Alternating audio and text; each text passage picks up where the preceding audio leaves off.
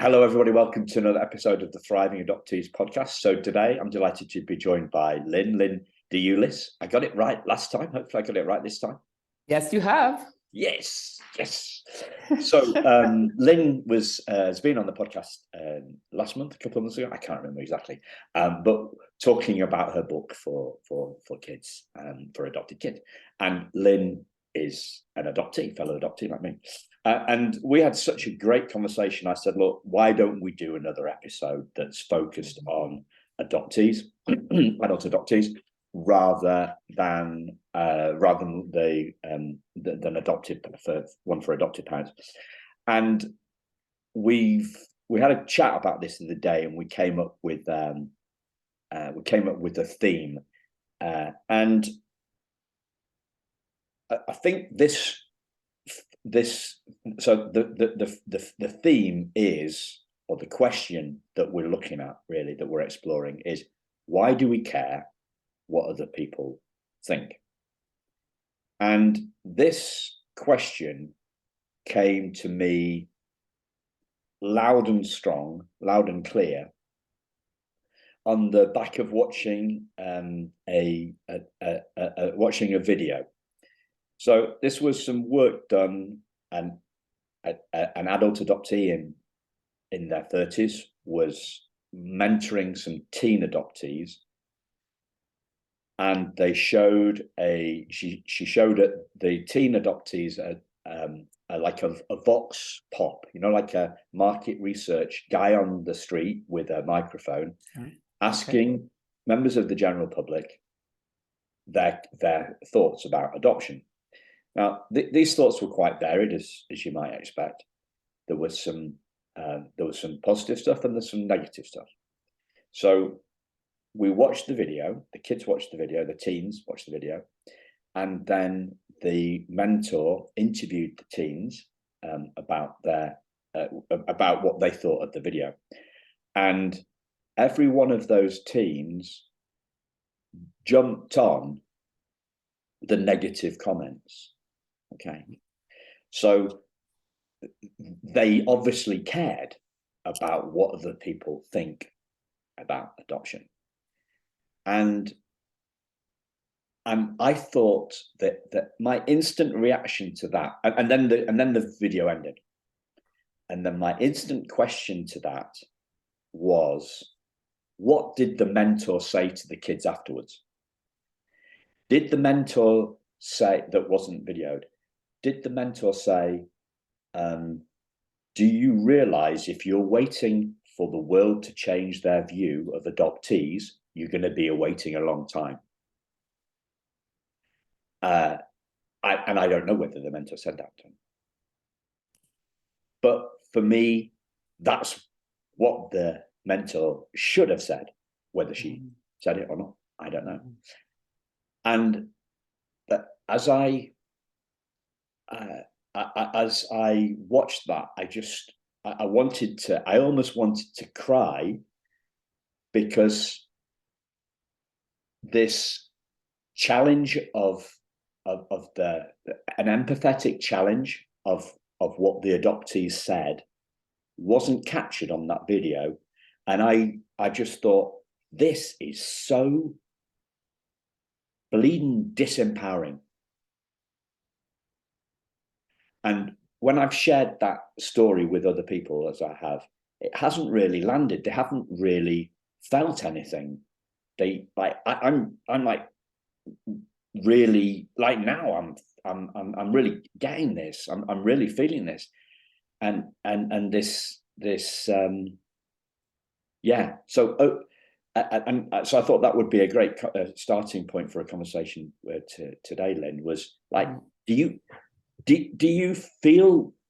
Do you share my frustration, or what comes to your mind when you hear that stuff? I do share that frustration, because I just feel that as adopted people, we're always looking at what's wrong with us. And so I feel that's why the kids jumped on the negative comments, is to validate a feeling that they already have. That focus on, I think there's just that basic there must have been something wrong with me for my birth parents to have walked away. And I don't know how you fix that, or if you need to fix that. I think you just need to accept it. Like if you're missing a finger, you know, you'll not grow the finger back, but you have to accept it and move on, or you can let that lack of a finger affect your life forever. So I think it will, you know, being adopted has affected my life, and positive and negative. So I think that what I lack as an adopted person is focusing on the positive. So I think you're right. I think it was a big, powerful video, and I hope that the mentor handled that and gave that opportunity to say, you know what, why'd you pick on only the negative? Here were the nice things that they said about it, you know, but yeah, I don't know. But yeah, I feel that same physical response to the focus on the negative. Yeah. You know, and it's part of the judgment, I think, Simon, of society. You know, when you live in one castle, you judge everyone else's castle. Yeah. It's interesting that, because something within me, it isn't bothered about that, right? It isn't. I'm not bothered about what the world thinks of adoptees. Mm-hmm. Okay. And at the same time, I know that I have taken stuff personally. So before I came into the adoption space, I was doing work with elementary school kids, and it was all about kids, about their happiness, and helping them become immune to bullying. And the stuff worked an absolute treat with the kids, right? But the teachers weren't on board. Okay, the teachers weren't on board, and I took that really, really personally. So it's not as if, and it was very frustrating. It went on for years, right? So what I would see was these school websites saying the kids' happiness is our number one priority, and we have a zero tolerance to bullying, and we want to stop this, right? That's what they said on their website. But what they did when I got in touch with them about this stuff is they didn't follow through. They weren't consistent with their words, right? So, and I did this for yeah. I tried to change my approach for years, and I got really frustrated because I was brought up to do what I said I'm going to do, right? So I believe that I'm a person of integrity, and these schools weren't doing what they said that they were going to do. They weren't following through. Mm-hmm. And I took that personally, and I took it like it was a rejection, right? So I do take, it's not as if I don't care about what the world thinks of me, mm-hmm. but I really don't care what the world thinks of adoptees. Do you know what I mean? I do. Yeah. And I'm sure a shrink could say, well, they're one and the same thing, Simon, and you know, and they're very clever people, and they make connections. But to me, this feels completely and utterly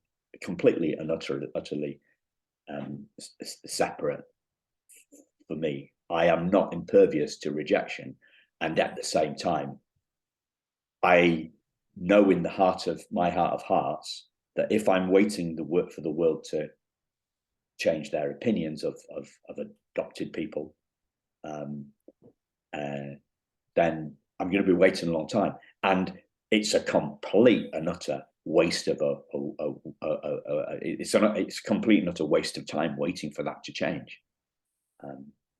Because what you're going to do, every single person that says you've got nothing to be worried about, Simon, you grew up in a loving family, so I can't see what your problem is. That's all that stuff. Like adoptees thinking, well, they tell me I need to be grateful, and I'm not grateful. And then you've got this kind of like we're fighting with a lack of stuff. I don't know. Pick something out of that.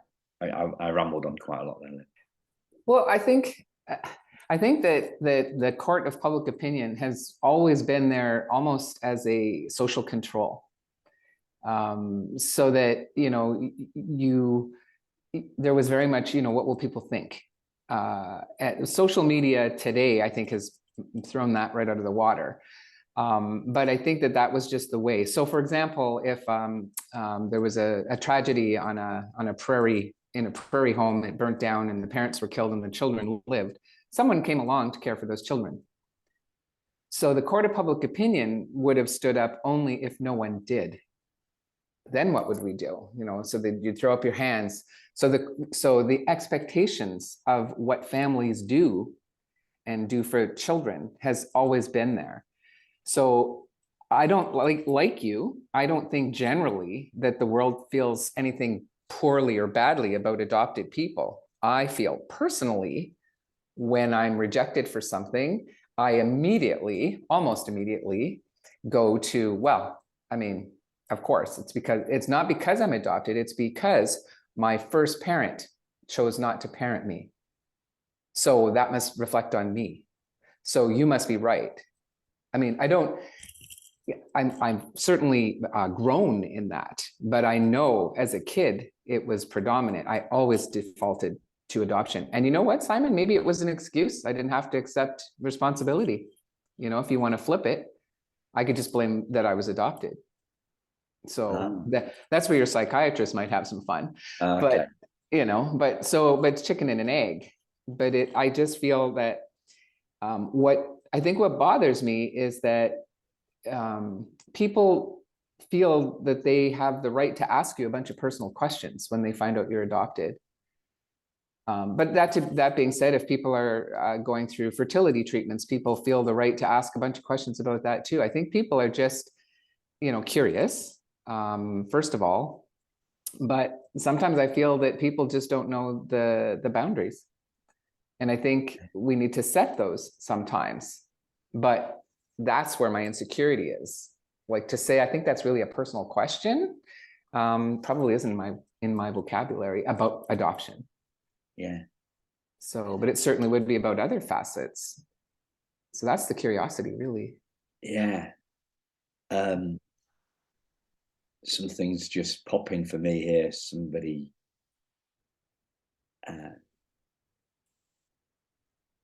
There's a few things popping. Where do I go next? I've got so many options. Have you heard of a place called Salt Spring Island? No. Okay, so it's off BC. So Lynn's Canadian, yeah. Listeners, it's off British Columbia. It's near Vancouver. Right? There was a guy lived there whose initials are the same as mine. I don't know what his middle initial is, but he's a guy called Sydney Banks, and he was originally he's not around anymore. He died, and I think he'd probably be about 95 or 100 or something if he was still alive.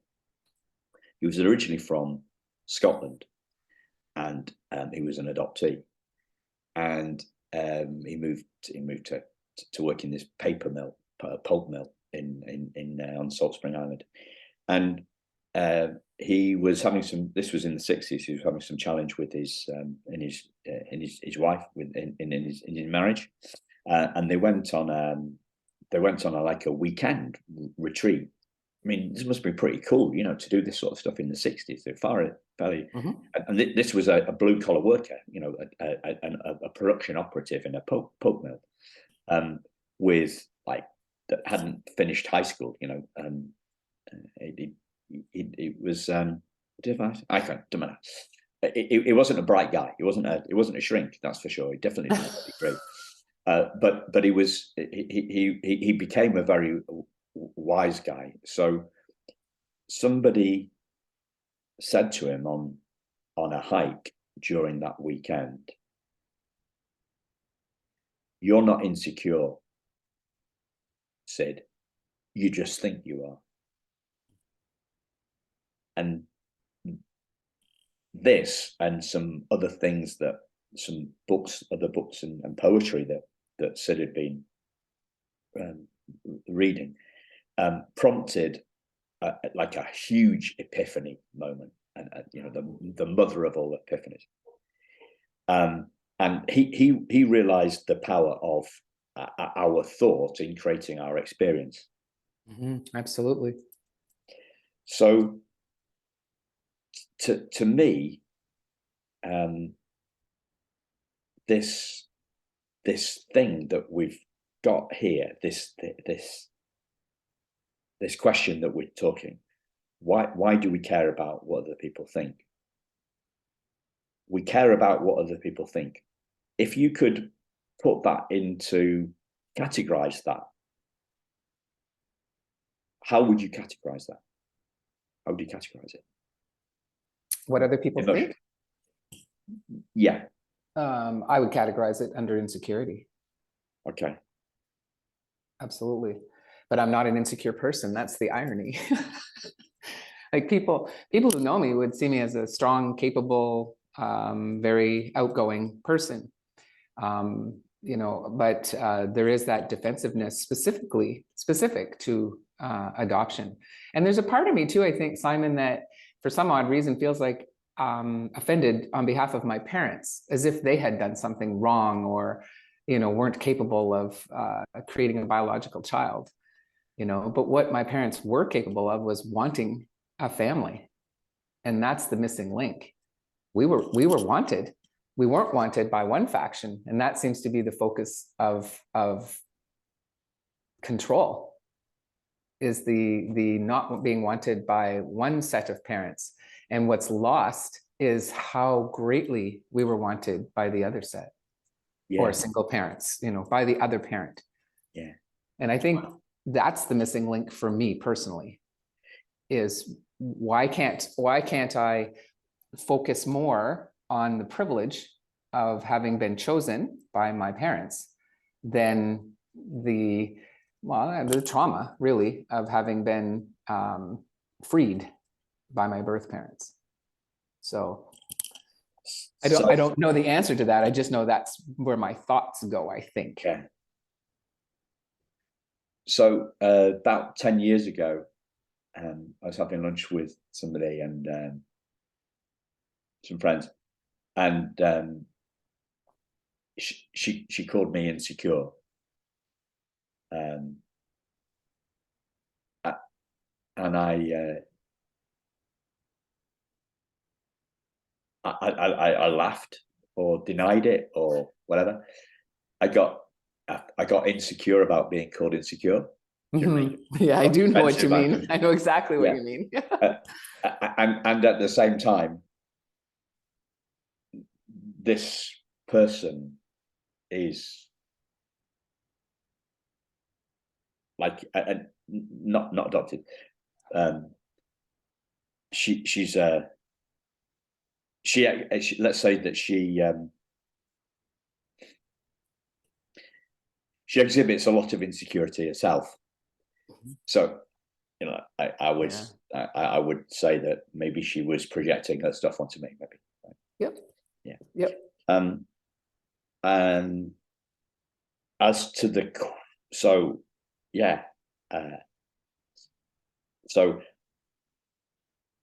I think I'm a person who sometimes feels insecure rather than an insecure person. Yes. Yeah. This separation. Oh, I heard something beautiful. I only just heard it like on a podcast about half an hour ago. So I'm gonna share it with you. But it's a bit of a soundbite, so I need to give a bit of a preload it first, right? What I'm doing here is, and I think I'm separating who I am from how I feel. I'm separating who we are from how we feel. And that doesn't happen very often. No. We instead of saying, I feel insecure, we say, I am insecure. But we're not our feelings, right? No. But we don't separate. It's so mixed in. Our feelings are so mixed in with our identity that you can't get any. There's no gap between them. I'm pulling my fists apart, right, to separate on video, which doesn't work very well for a podcast. You're right. Then this is a podcast, yeah. So I'm shoving my fists together, and one fist represents me, and one fist represents my feeling, and then I'm pulling them apart because I am not my feelings. You are not your feelings, Lynn, and you, dear listener, you aren't your feelings either. None of us are our feelings, but our feelings we get them mixed in with our sense of identity. So we say, I am traumatized, rather than I experience trauma. You know, it's pulled in. Like we say, I am adopted, rather than saying I was adopted. Or we say I'm an adoptee, and that's not a phrase that Lynn likes. She prefers the adopted person, which I see it as a verb, not a noun. Yeah. So the soundbite that I heard was, our being lies underneath our feelings. Right. Yeah. The problem with that is people see your being, not your feelings. Yeah. Right. You only let certain people see your true feelings. But everyone sees your being. They judge your being, right? They judge our being. Yeah, not necessarily our feelings. Yeah. Did I mess you up, Simon? Did I mess you up? I'm sorry. No, not at all. Not at all. I can go with this. I like it. I think they see our behavior, perhaps. Yes. And how often are we told that the person isn't their behavior? We're told that often. Kids. Yeah, we're told that often. So I think they see our behavior. I think that they definitely see our human being, right? But they don't see our spiritual being, right? So that line that I use all the time, you know, where we're not a human being having a spiritual experience. We're a spiritual being having a human experience. So they see our human experience, they see our human being, if you want, but they don't see our spiritual being, and because none of us see that. Well, do we see our spiritual being? That's another one.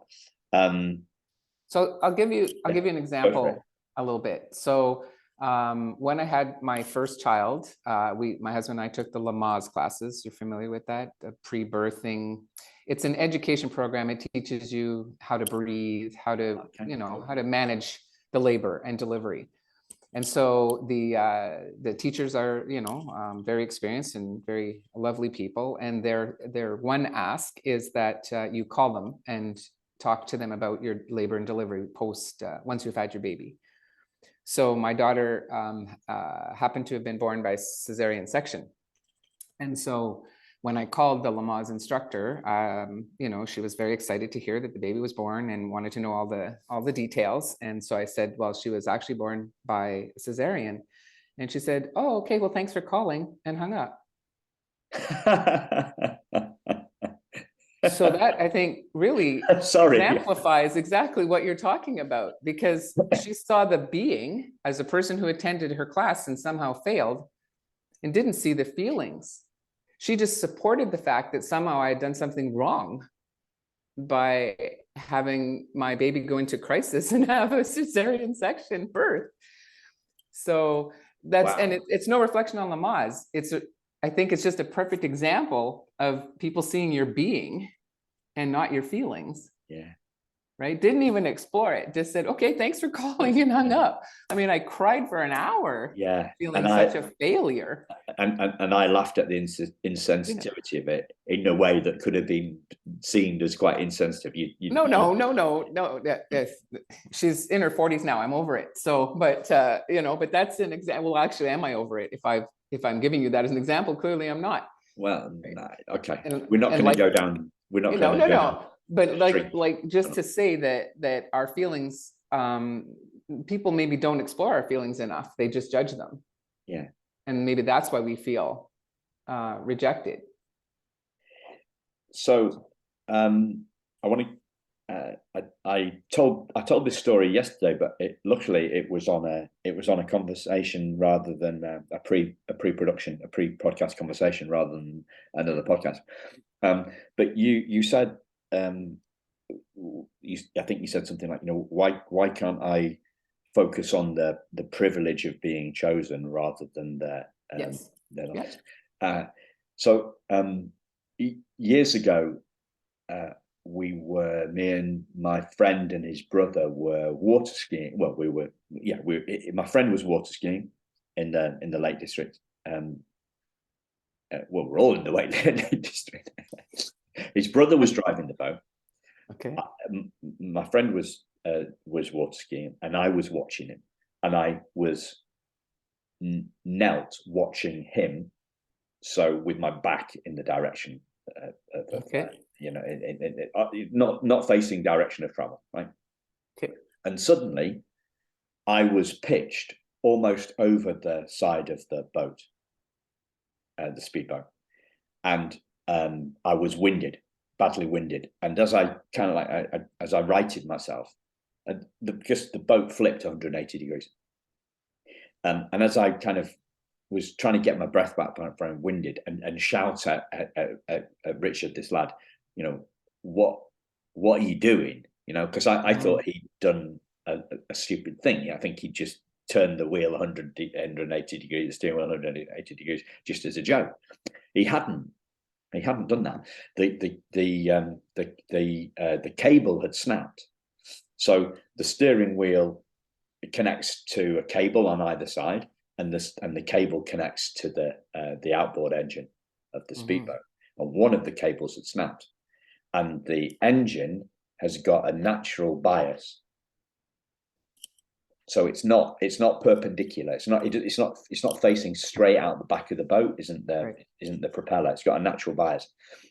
It's got a built-in bias, and that meant that the water, the power of the water flipped it's like a 2-degree bias, and it flipped 90 degrees and flipped the engine, and therefore the boat flipped 180 degrees. Right? Suddenly. Now, that's a long way of saying that we seem to have an inbuilt negativity bias in us as human beings. And that's why we focus on the negative rather than positive. But that's a human thing. That's not an adoptee thing. It's just, have you heard of me talking about insecurity is like an ice cream? It comes in a million flavors. Yes. Yeah. Yeah. So like it comes in a million flavors. So some people have got body issues, which is probably like I'd say it's their ice cream flavor. Yeah, it's like chocolate, right?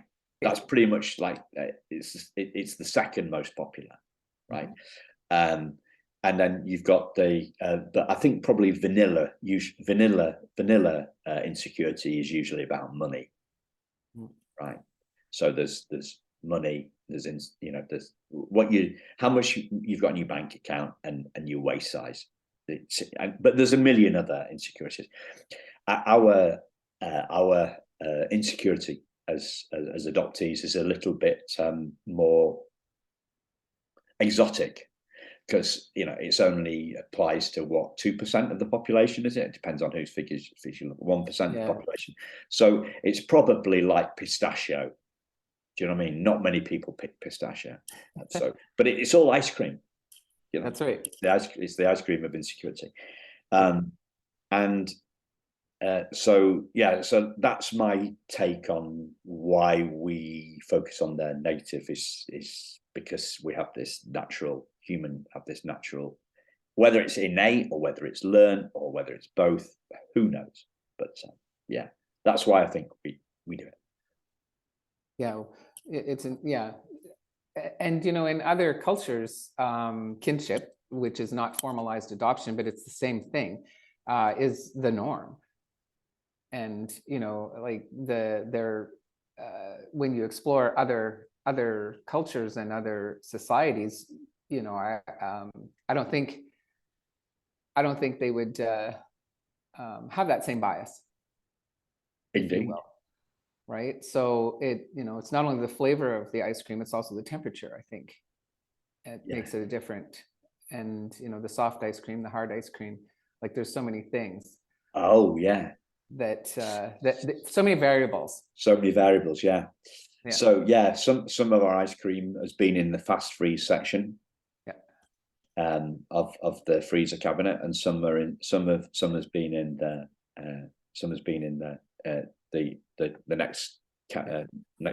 next drawer down, right? So and some have been driven around in an ice cream truck all day. And some's been and then there's some people have had those chocolate flakes put in. Yeah. So somebody's got, so that's compound trauma, right? Complex trauma is transracial adoption can be add a different layer of, well, I guess it's a different sort of ice cream, or maybe it's a chocolate flake, who knows? And then we've been through the trauma of other sorts of trauma, if we've had trauma in our adoptive family, or we've had trauma like we've been neglected before we've been adopted. Of course. What we're doing here, listeners, is we're bringing the hairdryer of consciousness to the insecurity of ice cream, and we're melting it. So that's deep, Simon. That's a deep analogy. And it's true, right? So let me tell you why it's true. Is it the cherry on the sundae? Sorry, I couldn't help myself. The cherry on the sundae. Is the truth, right? This is redundancy for the ice cream fan, right? He's out of a job. Energy prices are really high here in the UK at the moment. I'm sure they are in Canada as well. So we're going to actually just we're going to save some money by unplugging the freezer, so that the ice cream of insecurity can melt, and somebody else is going to clean up the mess, right? But I think as a society, we need to talk more about adoption. It needs to be talked about in schools. It needs to be, yes, I hate the word normalized, but that's what needs to happen. It's just another way to become a family, like shooting out of a birth canal, or being born by cesarean is no guarantee of being wanted. No, like it isn't, right? But I would challenge that if you're adopted, I think that speaks to you having been wanted. Yeah. And it's not celebrated the way it should be. So let's celebrate it internally and then go out and change the world. Let's do our own work. Let's do our work on ourselves first, rather than and then go and change the world, rather than trying to change the world before we change ourselves. I don't know. I feel that's a bit chicken and egg, though. Okay. Because so if you can't have a frozen egg, though. You can't have a frozen egg. You can't have a frozen egg. No, you can't. Sorry. No. So the empty cone Okay. If you want to go with that analogy, needs to be filled by society. They need to put that ice cream in. So they need to accept that there are different flavors, you know, that Mother's Day and Father's Day look way different now. And so, you know, institutions, not just schools, but institutions need to start accepting that and change the flavor. So adoption, you know, when you're doing the project, which all 4 of my children did in grade 8 for your family tree, and where do you get your green eyes and where do you get this talent or whatever, drove me just to distraction every time, because you never talked about, so what if you're not geologic or genetically related to these people? Maybe you got your blue eyes from your birth mother. Is that something? It should be celebrated. It shouldn't be, you know, you have to go call the teacher as the adoptive parent and say, you know what, I'm a bit concerned about, you know, because they should be confident. The school should be saying, well, you know, genetics is about, you know, it's genetics. It's not about how you became a family, but we don't celebrate different families, you know. We're getting there because now, you know, with you know, so single parents has been accepted now for a really long time. And I'm telling you, adoption has been around a lot longer than single parenthood. Yeah. So what is the stop? So what's the stop? So I think like the schools are set up for the masses, aren't they? So they're set up for the majority. It's all cookie. What do they call it? Cookie cutter. Like, you know, if 1%, you know, who knows what the percentage is. Let's just go with 1%. The school's trying to get. The school is set up for the 99% of the kids that aren't adopted, not the 1%. And they're an institution. You know, you talked about social control. So that's kind of that's their get out clause, or that's my excuse for them. And it is, but I'll challenge that. Go for it. Okay, so single parenthood, when I was growing up in the 50s and 60s, was a shameful thing. Should never have been, but it was. So how is it that single parenthood became accepted when it was way in the 1% at one time? Why? As it, is it our insecurity? Is it our own sense of expecting to be lesser, so we don't stand up for ourselves? I'm a proud adopted person. I'm proud of my status, right? Does it sometimes? Yes, I internalize things. I blame it on adoption instead of just accepting that it's, you know, someone has to say.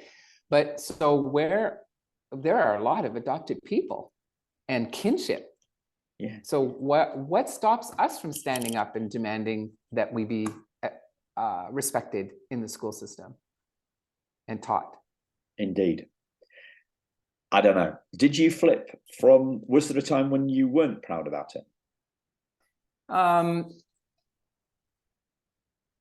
That's a good question.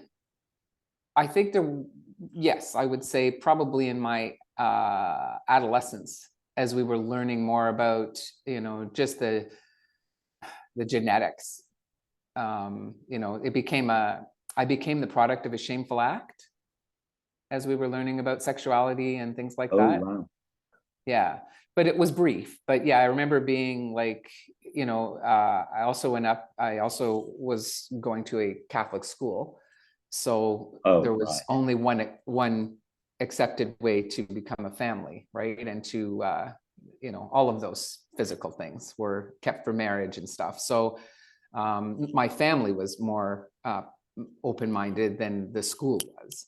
But yeah, there was a time when I thought, so because they made intercourse such a bad thing, especially outside of marriage, then I internalized that I'm a bad to of a bad act.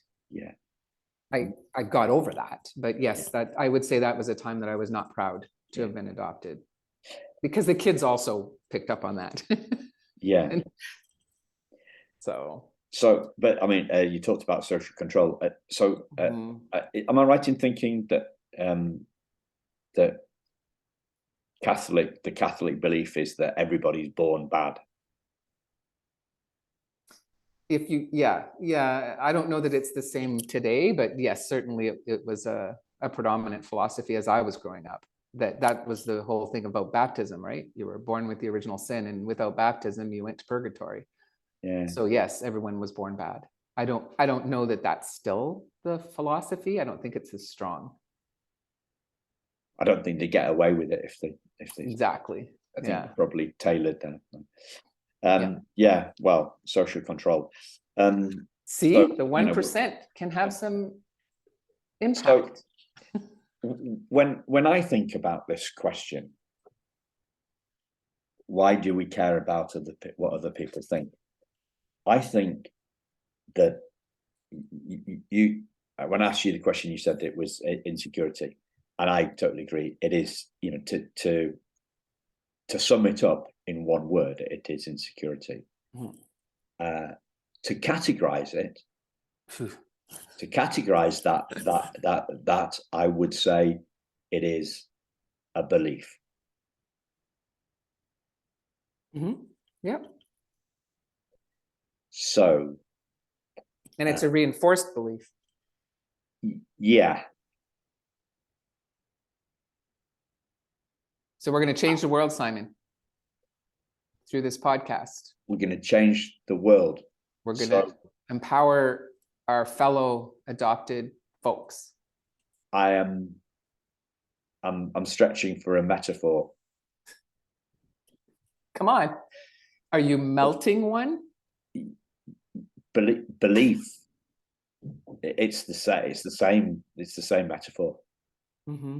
Beliefs are like ice cream. They do not withstand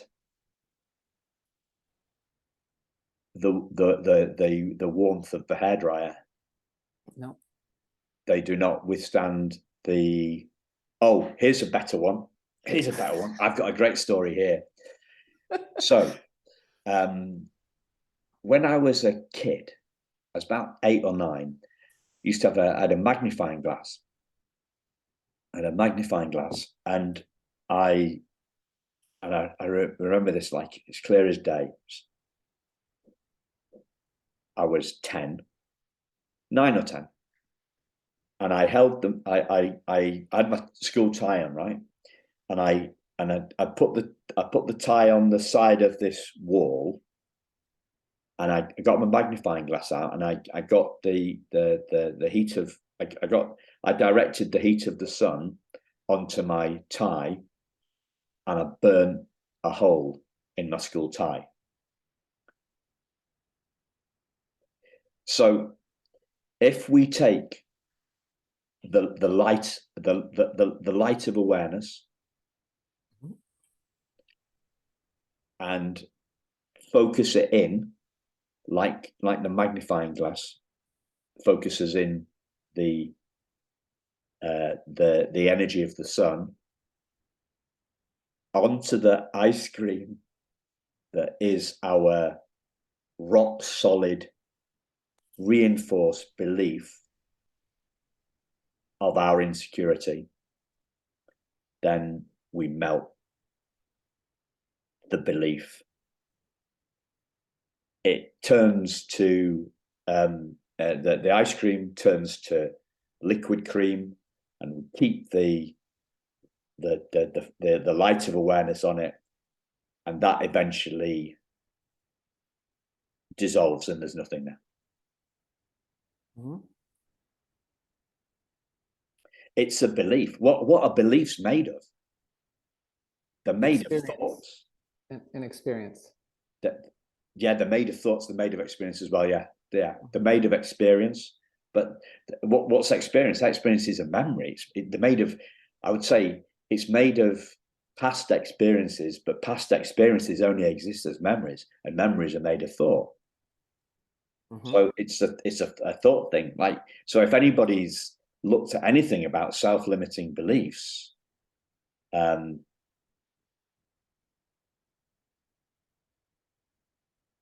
know what we're talking about here. I came up with something last year on this.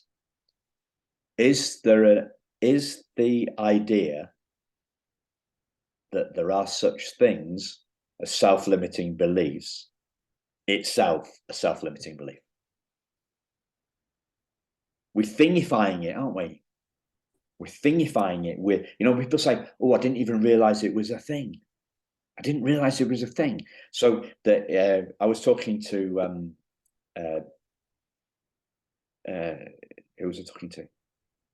Joy Castro. So we did an episode with Joy Castro a few weeks ago, adopted person.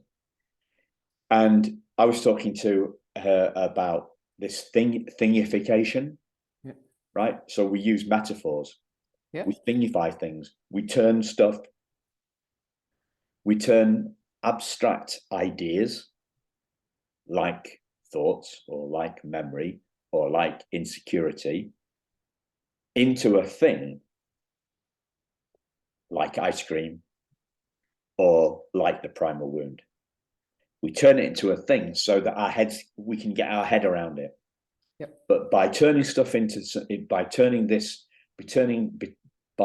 feelings into things, we substantiate, you know, use the word reinforce. We reinforce it. And we say, and then it becomes a thing. And Joy was saying, well, this is a double-edged sword, right? So on the plus side, we know what we're talking about.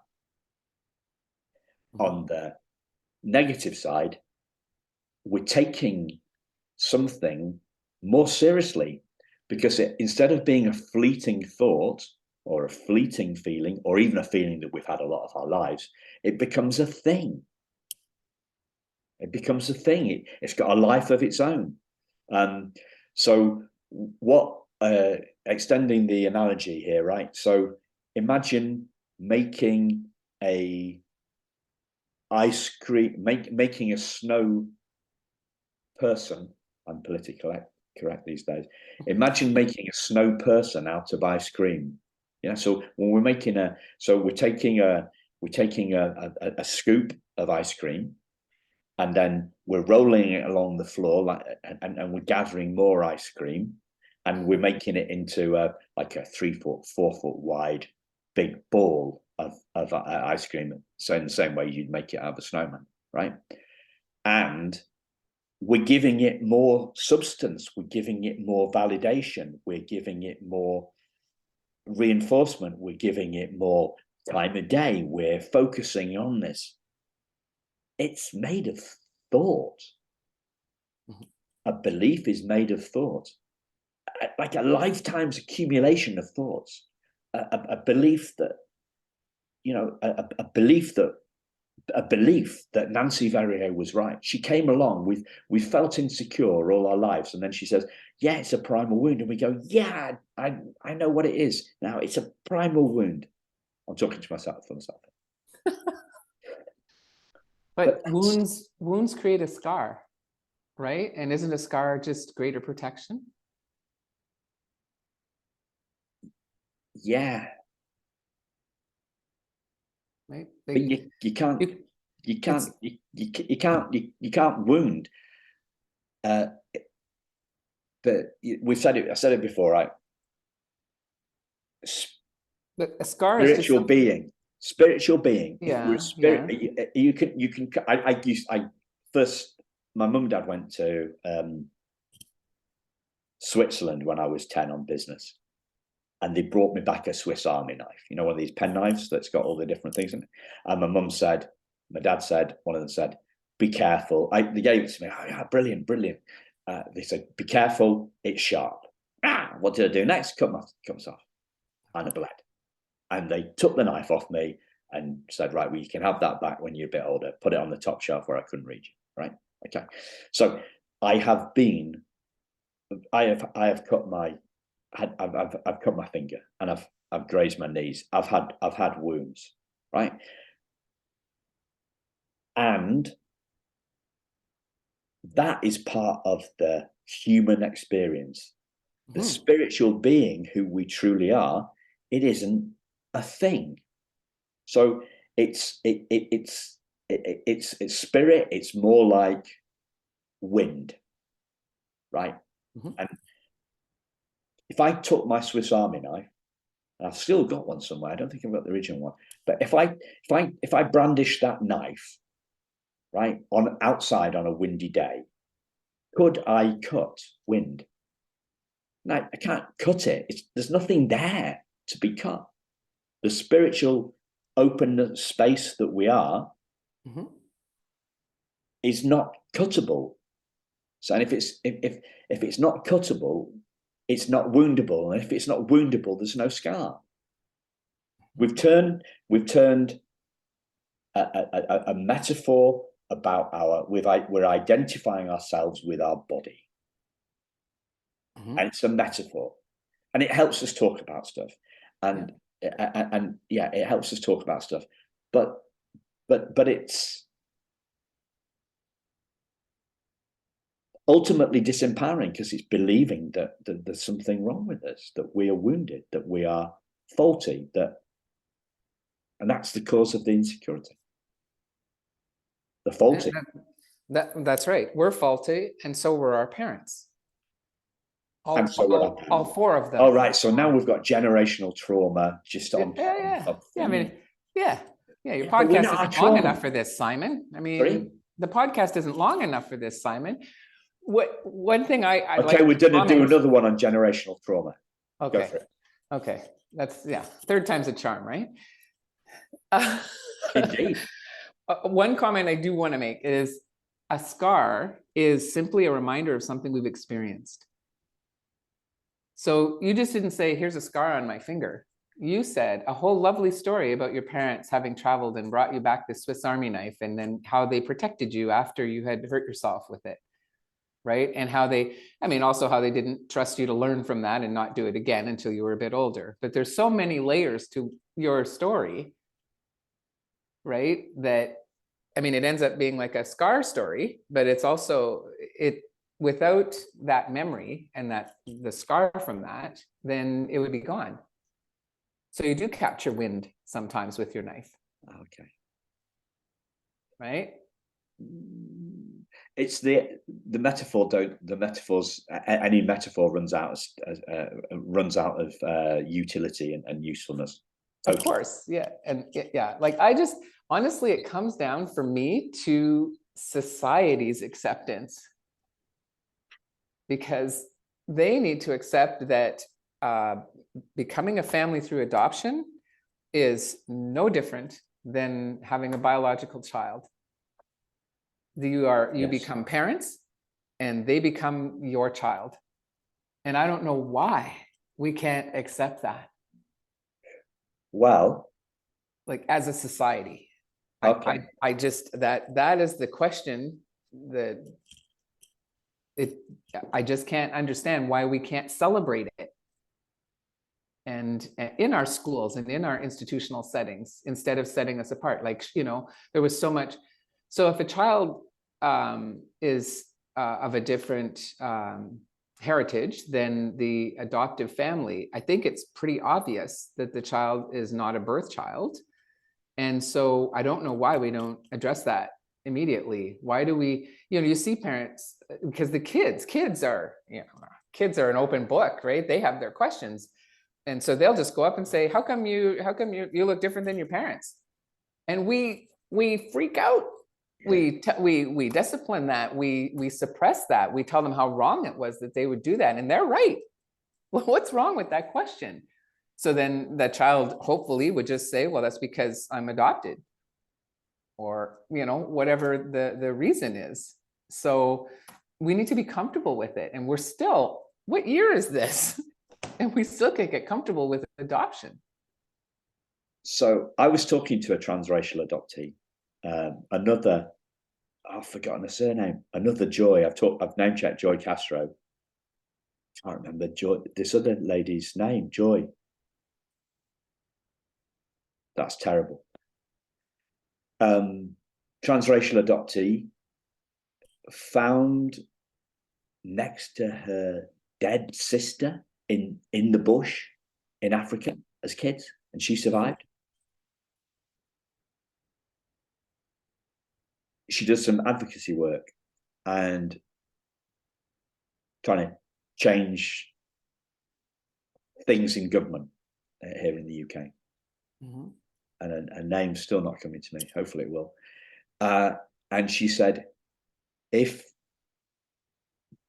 politicians amongst themselves, they can behave like kids, they can behave like thugs, they can shout at each other, they can be angry, and the whole political game is about enmity and anger and two sides or three sides. But if you go in as an advocate trying to change adoption law or whatever, and there is any anger within you, they will just, I think they can, I think the word used now at the moment is cancel you. They'll just ignore you. So the more comfortable we are in our own skins, the more likely we are to be able to affect change in the world. Mm-hmm. Yep. So it's put your own oxygen mask on first time. I think for me, it's like we have to do the inner work, and then we're in a better place to go and do the outer work, do the work in the world. So we're back to your chicken and egg thing, and I don't think it's quite chicken and egg. I think for me it starts with us. It starts with who we are. Yep. And I'm conscious of time, because I know you've got some stuff to do. But I wonder before we run out of time, like, I don't see us invite adopted people. I don't see us as guest speakers at schools, and I would love to see us as guest speakers at schools. Yeah. On like when they're doing family day celebrations or whatever, right? And let the kids ask their questions. Brilliant. And, like, that's what I'd like to see. I'd like to see more presentations by adult adopted people. Brilliant. Right? And it like I've met speakers with Tourette's syndrome. I've seen speakers with, like so many things. And I'm not saying this is a condition, but it's an awareness exercise. So, maybe that's what we need to advocate more for, is to be able to go into schools and talk to kids and let them ask their questions. And we need to remember, bearing in mind my own experience in the schools arena, that we have to be very persistent to do this, and to not take it personally, because what they are doing is they're setting up an education system for the masses, not for their 99%, not their 1%.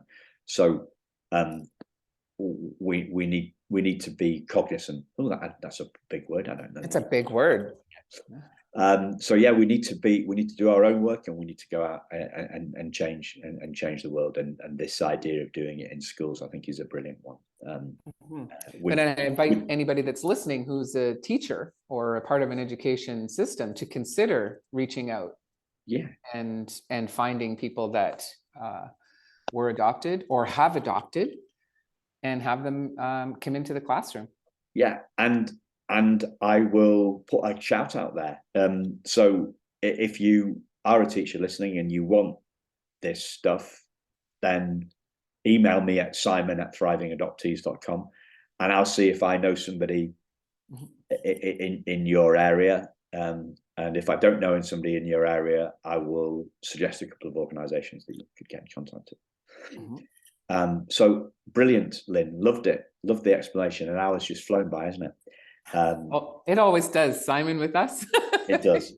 So have you got any last words that you'd like to share? In terms of last words, for today, I just wish we would be more aware, because I think if I feel people are more aware and understanding of what adoption is, I feel that I may not take some of these comments as personally. So it will affect me personally, but I think it'll affect all people that either have adopted, have an adopted sibling, have an adopted grandchild or niece or nephew. It's bigger. It's so much bigger than just you and I in this podcast, right? Those are the people that we need to put on our oxygen masks for. Yeah. and step up to that plate. So Cool. yeah. I, Oh, cool. Cool. Is that an ice cream answer? Yeah, it's an ice cream answer, but I've got one sentence. I've got six words. I love a soundbite, especially as a guy who can waffle on a bit. I love it when I get a 6-word soundbite, right? I think you're going to love this one. You're going to love it too, listeners. Our scars aren't who we are. They are not. Thank you very much, Lynn. Thank you, listeners. Thank you for listening, and we'll speak to you very soon. Thanks. Bye-bye.